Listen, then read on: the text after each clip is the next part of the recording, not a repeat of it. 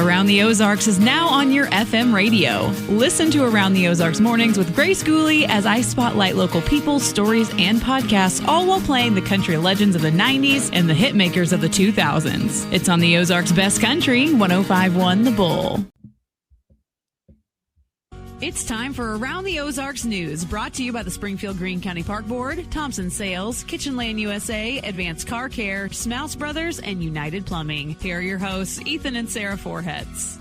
Hi there. Good morning to you on Monday. Hope the week is going to be fantastic for you. I'm with Diana Tyndall from Modern Day Marketing. Once again, Sarah's in Africa. She'll be back. I don't know, sometime next week. Sometime. It's hard to not soon enough. Keep up with her. Not soon enough in your world, I'm sure. That's right. That's right. We text each other. We're on the. I think she's 9 hours ahead of us, so our texting schedule is a little off. But we have WhatsApp, so that helps. Hey, that's great. Oh, good. Yeah. All right, let's talk about the news, and then we'll talk about Super Bowl commercials coming up. Sounds good. Firefighters were called after midnight to West Sylvania Court. Flames were tearing through.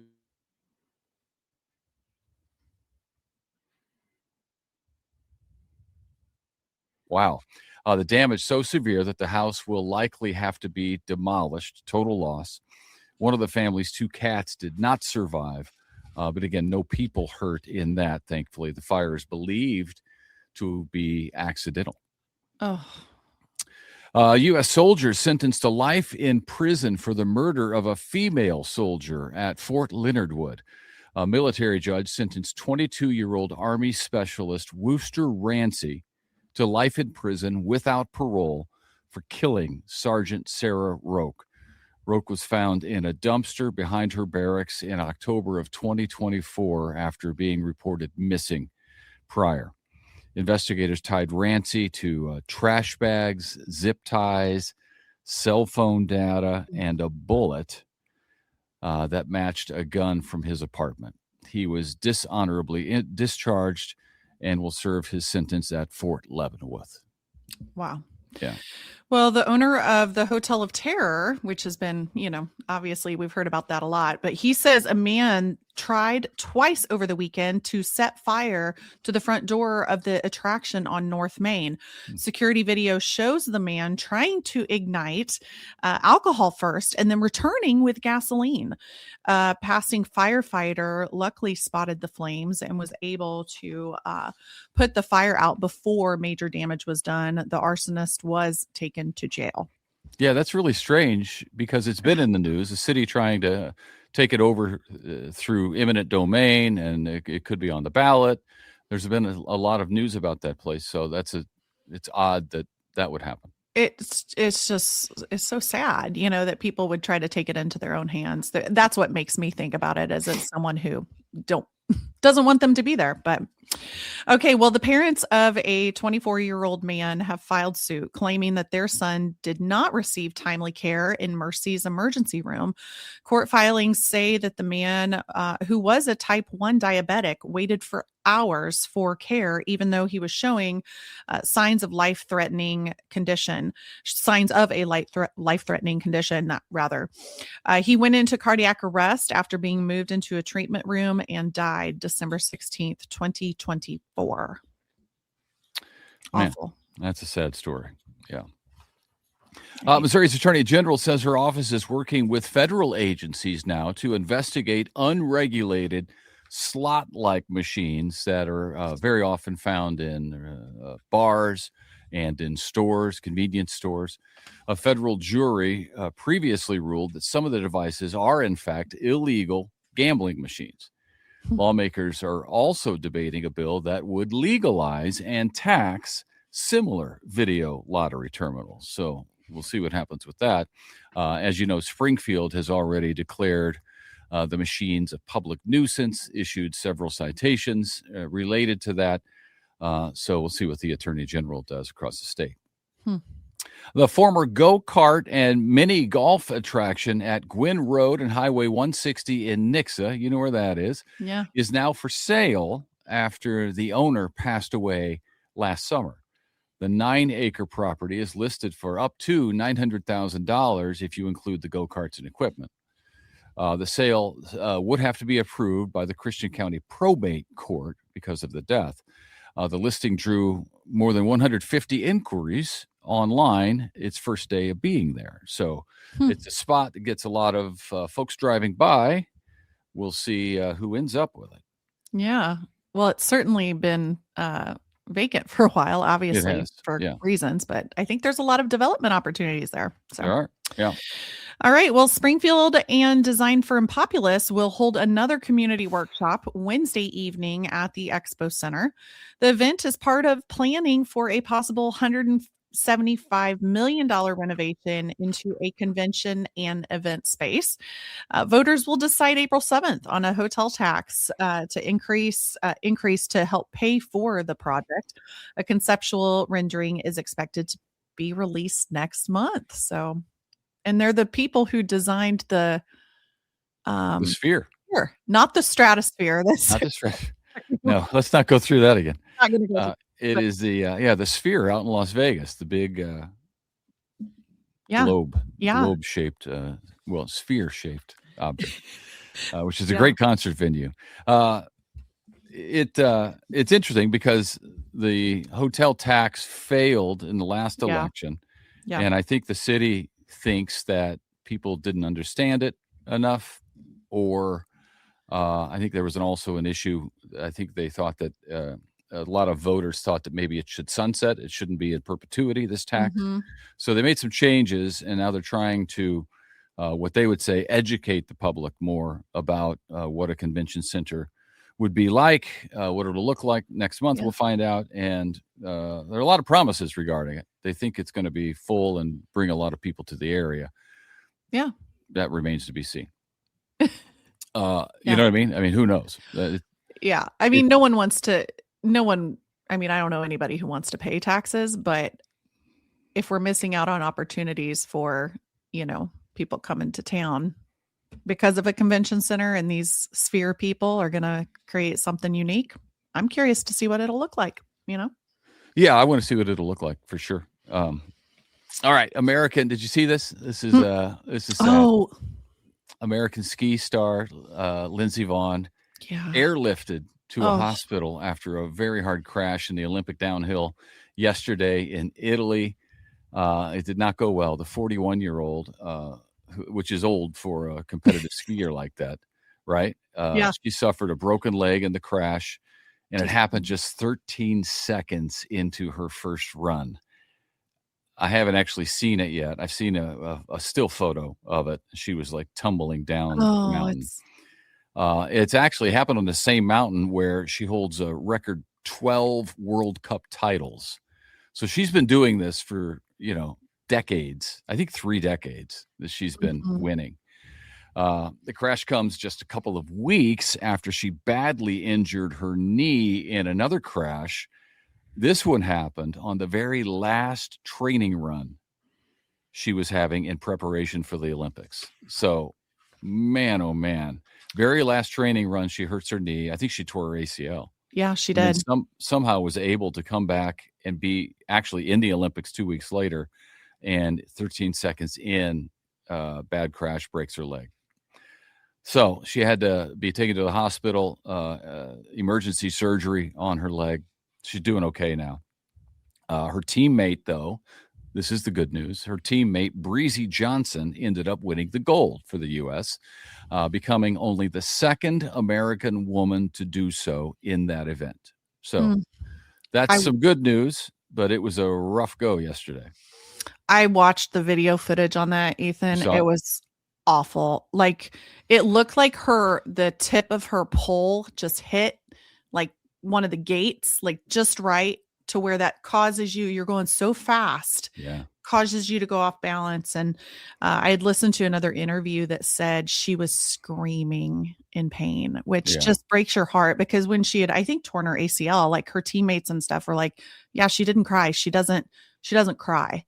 So the fact that she was like screaming, that just heart-wrenching. Yeah, you can't imagine what that would feel like. And then it was like a 2-hour drive to the hospital from there. I mean, she was airlifted off the mountain. Yeah. Awful. Tough. Well, speaking of the Olympics, the United States, is hosting the 2028 Summer Olympics, which is coming up. And now we know that St. Louis has been selected to host soccer matches for the Olympics, which is super cool. I'm excited about that. Energizer Park, which is home to the St. Louis MLS soccer team, will host men's and women's Olympic soccer matches in 2028. The games will include group and knockout rounds. Then the finals will be held out in L.A. Marks the first time in more than a century that Missouri will host an Olympic event. How about that? Wow. A century. That's a long time. That is a long time. Schedules will be announced ahead of ticket sales coming up in April. And I've already put my hat in the ring to try to get in the lottery to buy tickets because I'd like to go be part of that. Try to do the World Cup later this summer. And then it'd be cool to see the Olympics in 28. So we'll see. Well, you don't have to compete with me for that. Oh, it's I all could me. care less.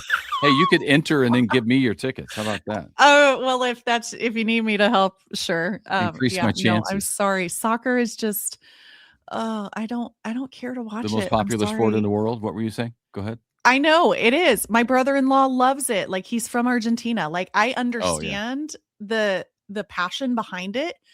I just don't find that same passion. It was like watching the game last night. I'm like, yeah, I really don't care. I'm just not a sports person. I watch the commercials. So the football game, it wasn't. I mean, honestly, it wasn't much of a football game. But let's talk about the commercials because that's always a spectator sport in and of itself. What did you like? Did you like anything? I've found, just as a preface, I've found them to be over the last several years not all that great. I'm a little disappointed typically. Well, I'll tell you what I noticed. I did notice the kind of AI competition with Claude and I think Open AI or whatever with ChatGPT. I thought that was interesting to see the different, campaigns with them. But I tell you, the one that made me like play along, which in marketing, it's always good if you can get your viewer to like interact with the ad. Right. Did you see the karaoke one?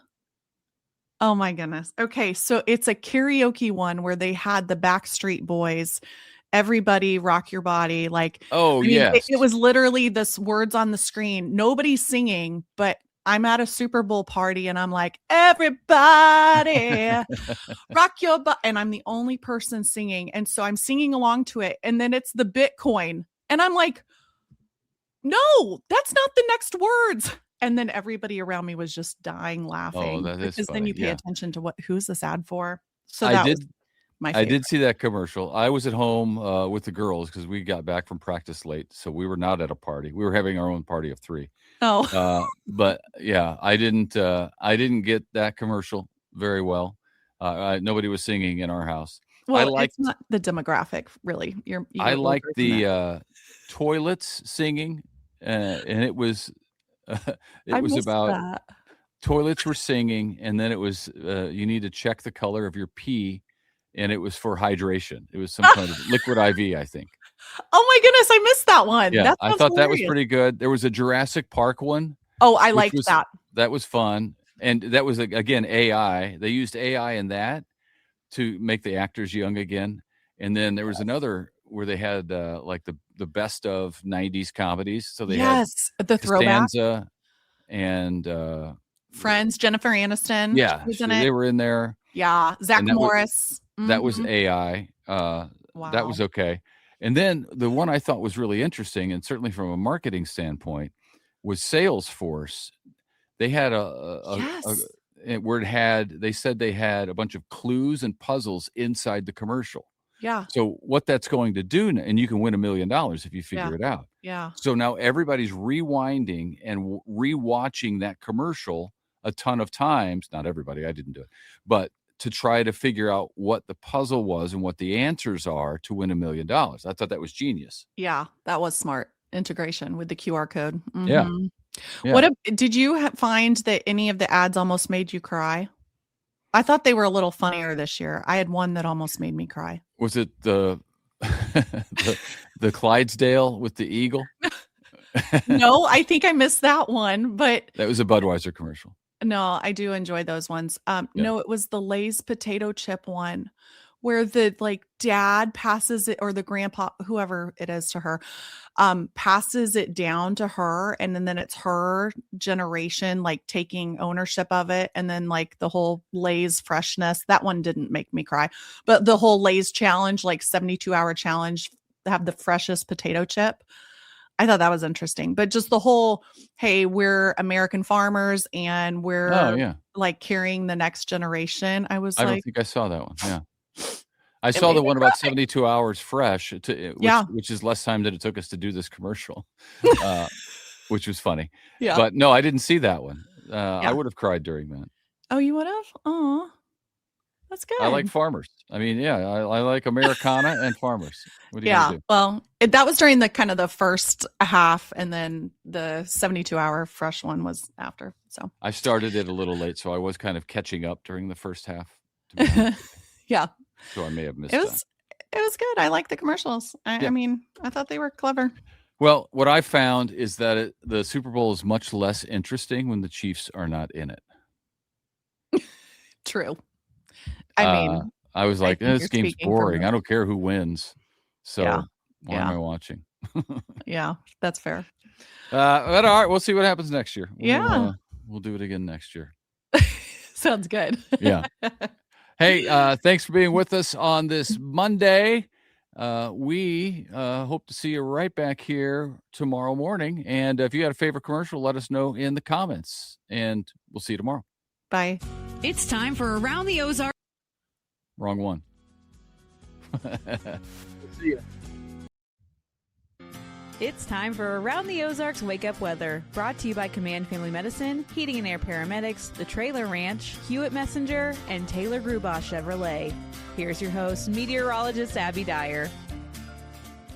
Good morning, everybody. Temperatures to start are in the mid-30s. Happy Monday. It is Monday, February 9th. Somehow, the month nearly halfway over. It's a short one, remember, and we are likely going to see some of the nicest weather we've seen in quite some time today. It's a great Monday in the Ozarks because even though temperatures are in the 30s to start, I think a lot of us are going to end up in the 70s today.